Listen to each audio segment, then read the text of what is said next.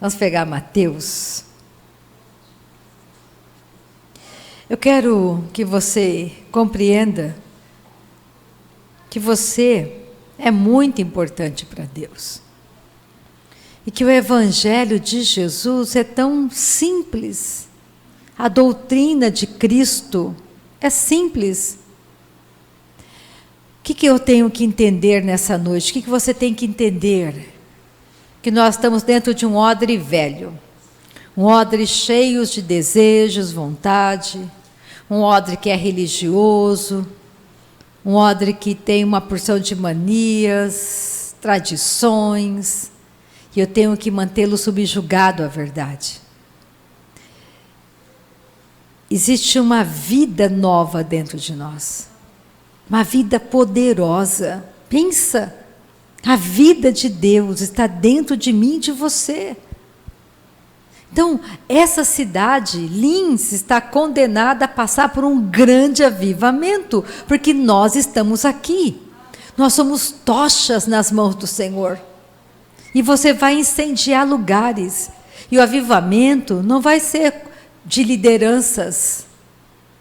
Avivamento vai ser daquele que é filho, que está esparramado sobre todo lugar, sobre todas as nações.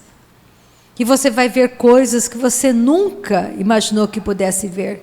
Porque o evangelho que Jesus pregou vai ser o mesmo que será anunciado até o fim.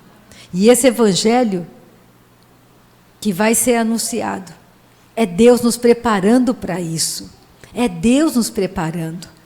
E nós temos que entender. Nós temos que entender que essa é a verdade.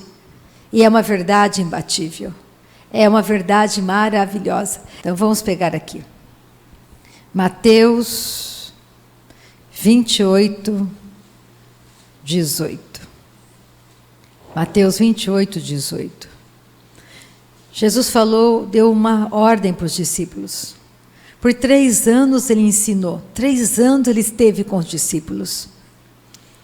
Ele comia, ele estava o tempo todo ensinando, falando, ensinando com a própria vida, mostrando para eles. O mundo espiritual é real. O mundo espiritual é real. É palpável. É um reflexo. E nós precisamos entender isso. Nós precisamos entender que o diabo existe. E ele veio matar, roubar e destruir. Ele está por trás de todo um cenário político, social. E como que o diabo usa para manter o povo escravizado? Ele usa leis. Ele usa pessoas. Ele usa notícias, influenciando pessoas. Você tem que saber que você não é deste mundo.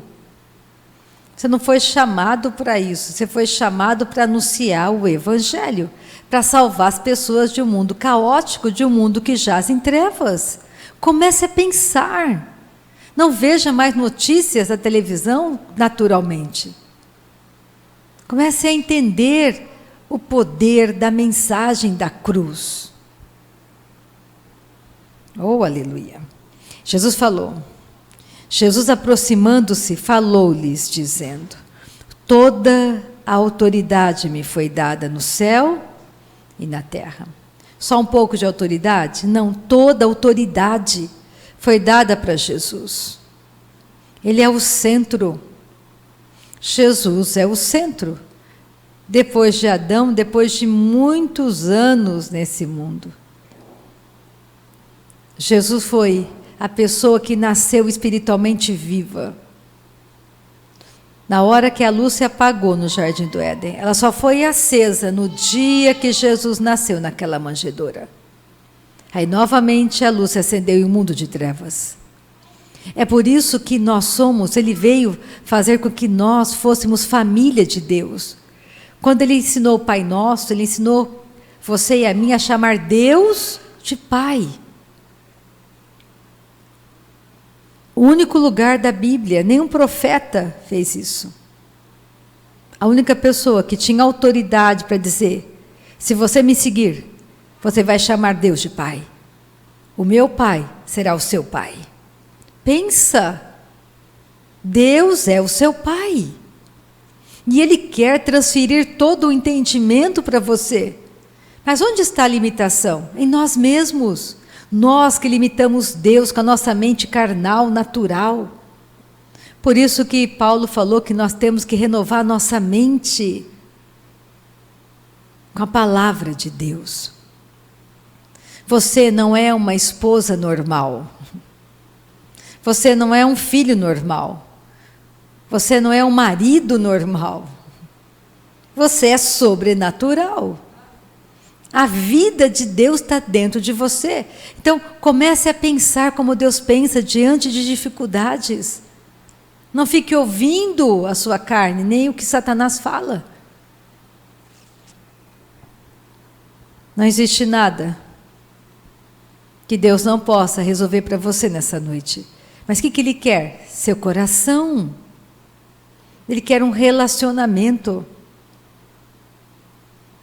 Ele está namorando com você. Ele quer que você case com Ele. Ele não quer só ficar. Ele quer casar.